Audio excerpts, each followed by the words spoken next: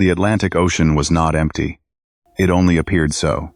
Beneath its restless surface, thousands of men lived and died inside steel cylinders, no wider than city buses, German U-boats, the silent hunters of the Kriegsmarine. In 1942, Germany believed it could starve Britain into submission. The strategy was simple in theory and merciless in execution. Sink merchant ships faster than they could be built. For the men inside the submarines, there was no glory in it. Only pressure, heat, darkness. Oberleutnant Karl Weiss commanded U-517. A Type IX submarine operating far from Europe, deep in the central Atlantic. At 31, he had already seen more of the ocean's depths than most men would in a lifetime. Inside the boat, diesel fumes mixed with sweat and oil. There were no private spaces, no fresh air for days. Bread grew mold before it was eaten. Water was rationed, drop by drop. And yet, discipline held. Every patrol was a descent not just beneath the waves, but into isolation. When the hatches closed, the world above vanished. The radio crackled with encrypted orders. Convoy sighted. British and American merchant vessels. Escorts reported minimal. Weiss gathered his officers in the narrow control room. No speeches. No ideology. Just procedure. The boat altered course, slipping beneath the waves as daylight faded. Electric motors hummed softly. The periscope rose for a brief, dangerous glance. Silhouettes appeared on the horizon, slow, heavy ships, unaware. In the torpedo room, sailors prepared the weapons with ritual precision. Each torpedo was checked, rechecked, then blessed quietly by hands that knew the odds. When Weiss gave the order, there was no cheering, only the hollow thud of compressed air. Minutes later, explosions tore through the sea. Fire bloomed above the waves.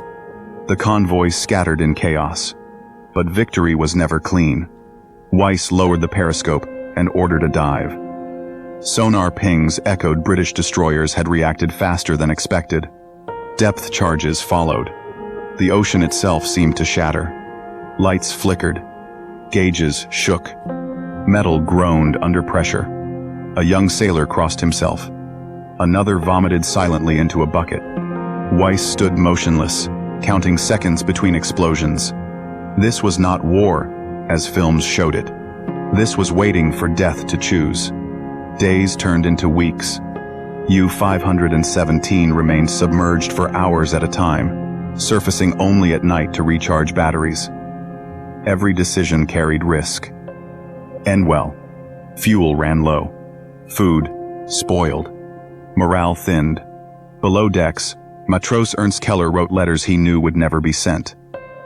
He was 19 years old, from Hamburg, and had joined the Navy to escape factory work. He had imagined adventure. Now he imagined air. In his notebook, he wrote, "If the sea is our enemy, then we are already defeated. You cannot outrun water." Keller was not afraid of dying. He was afraid of vanishing, of becoming another silent coordinate on a map, marked missing at sea. Above them, Allied technology advanced relentlessly. Radar, sonar, long-range aircraft, all narrowing the ocean's once vast hiding places. The hunters were becoming the hunted. The attack came without warning. An aircraft engine roared overhead as U-517 surfaced at night. Before Weiss could order a crash dive, flares illuminated the sea like artificial suns. "Dive! Dive!" The submarine plunged. Seconds later, depth charges detonated with catastrophic force. A pipe burst. Steam filled the engine room. The boat tilted sharply. Damage reports came in rapidly. Battery flooding. Rudder compromised. Oxygen levels dropping. Weiss knew the truth immediately. They could not outrun this. At 180 meters, the hull began to creak ominously. Any deeper, and the steel might fail. Silence followed. Then, a single sonar ping. The enemy destroyer was directly above them. Weiss made a decision no manual could teach. He ordered all engines stopped. No movement. No sound. For hours, U-517 lay motionless on the seabed. Crew barely breathing. Sweat freezing on their skin. Depth charges fell again, but farther away. Then silence. They had survived. But survival had its cost. When U-517 finally limped back to base in occupied France, there was no band, no celebration. The war had changed.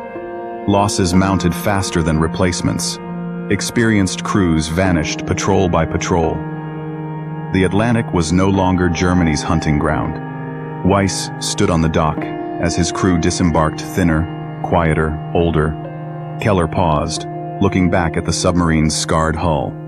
"It kept us alive," he said quietly. Weiss nodded. For now. Within a year, many of his comrades would be gone, lost to air patrols, improved sonar, and an enemy who had learned how to listen to the ocean. No crosses mark the graves of submariners. No monuments rise from the deep. They rest where they fell. In darkness, under pressure, surrounded by cold. The Atlantic keeps their stories well. And though history remembers victories and defeats, it rarely remembers the men inside the machines. The ones who fought, not just the enemy, but nature itself. Steel against water, silence against fear. In the end, the sea won. And it always will.